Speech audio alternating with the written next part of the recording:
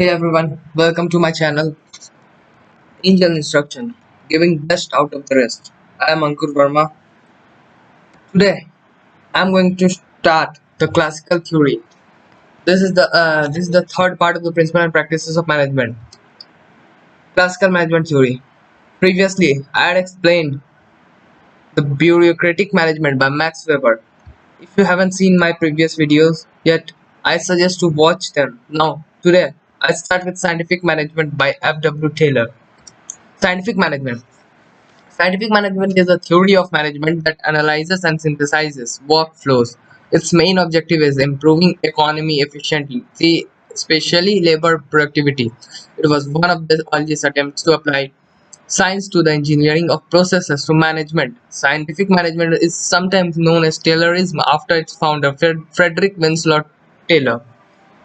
मतलब यार scientific management एक ट्रेडिशनल वर्क की जगह पर यूज किए जाने वाला न्यू वर्किंग स्ट्रक्चर था या प्रोडक्शन की जगह पर प्रोडक्टिविटी पे फोकस करता था। टेलर बोलते हैं कि यह साइंटिफिक मैनेजमेंट से मतलब यहाँ साइंटिफिक मैनेजमेंट से मतलब है कि वर्कर तथा या काम कर रहा है फिर कर रहा है उनमें ऐसा सुधार करना कि न्यूनतम लागत पर ज्यादा प्रोडक्शन हो सके।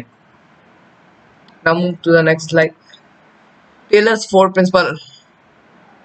यहाँ टेलर्स फोर प्रिंसिपल होता है जा रहा है जो कि फर्स्ट पॉइंट है replacing working by rule of thumb a simple habit and common sense and instead use the scientific method to study work and determine the most efficient way to perform scientific tasks. Workers के काम के हर habit के लिए ऐसा science का विकास किया गया जो पुरानी थंब रूल को की जगह ले सके। The second rule, rather than simply assign workers to just any job, match workers to their jobs based on capability and motivation and train them to work at maximum efficiency. क्या क्या किया गया कि वर्कर को सीधे काम पे ना पे रखे बगैर उन्हें साइंटिफिक रूप से सेलेक्ट कर उन्हें ट्रेनिंग और एजुकेशन देकर कैपेबल बनाया गया। Now, third rule, monitor work performance and provide instructions and supervision to ensure that they are using the most efficient way of working. Means worker के साथ सहयोग बनाए रखा गया जाए ताकि यह पता चले कि सभी काम साइंटिफिक रूल के मुताबिक ही की जाए।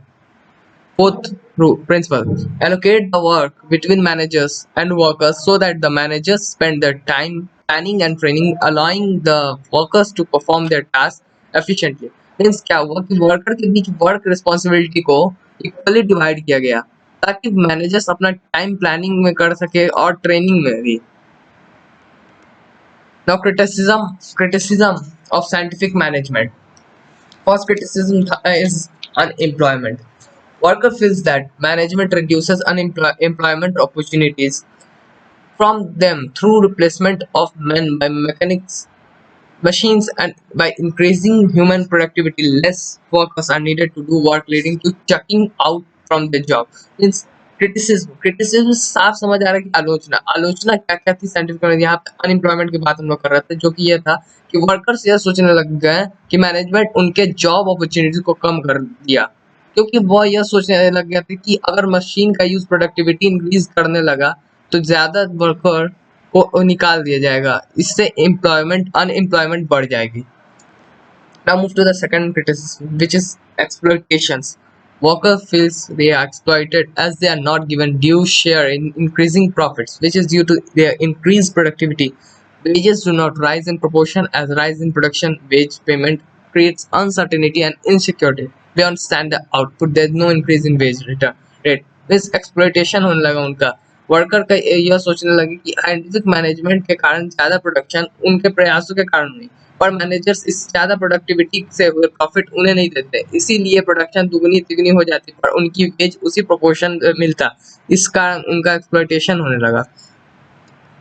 Now third criticism, which is loss of initiative. Due to excessive specialization, the workers are not able to take initiative on their own. Their status is reduced to being mere cogs in wheel. Jobs become dull. Workers lose interest in jobs and derive little pleasure from work. तो क्या हुआ कि उनका पहल करने की चाहत ही खत्म हो चुकी थी, मतलब इनिशिएटिव लेने का लॉस होने लगा, उनको लॉस ऑफ इनिशिएटिव होने लगा। वर्कर का कहना यह था कि साइंटिफिक मैनेजमेंट उन्हें मशीन में देता है, उन्हें ना तो सोचने का चांस दिया जाता है, ना ही अपनी योग्यता दिखाने का, उन्हें इच्छा से काम करने नहीं दिया जाता था, हालांकि उन्हें रूल्स एंड रेगुलेशन के हिसाब से काम करना पड़ता था। Now fifth point, which is overspeeding. The scientific management lays standard output time, so they have to rush up and finish their work in time. These have adverse effect on health of workers. The workers speed up to that standard output. So scientific management drives the worker to rush towards output and finish work in standard time. Means क्या हुआ कि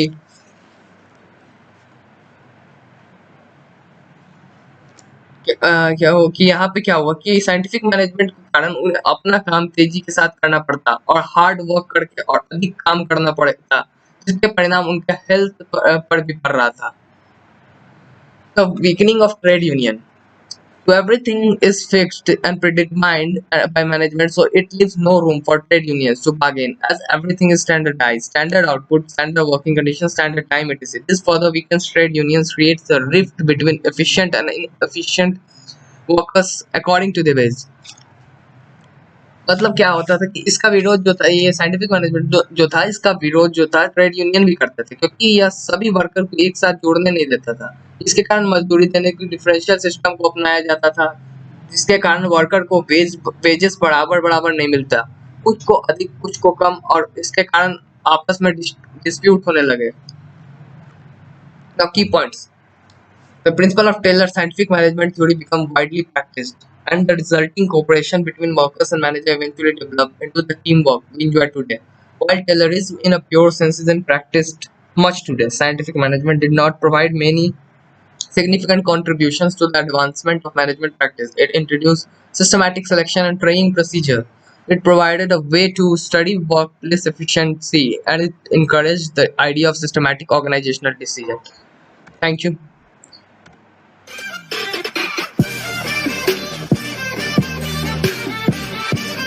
Stay tuned for next video.